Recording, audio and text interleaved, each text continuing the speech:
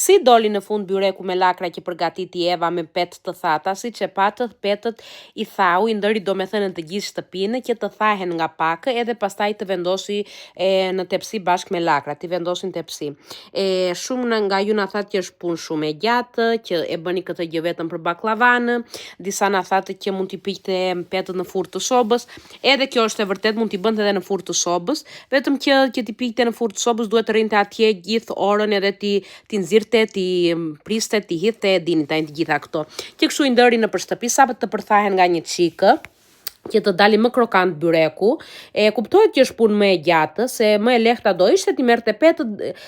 kur i bënte edhe t'i vendoste drejte në tepsi, po ashtu ngelet një çikë si qyll byreku,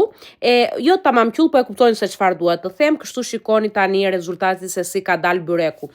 Është tamam byrek që ta vësh në vitrinë. Ka dalë perfekt edhe shumë i shijshëm. Ciao!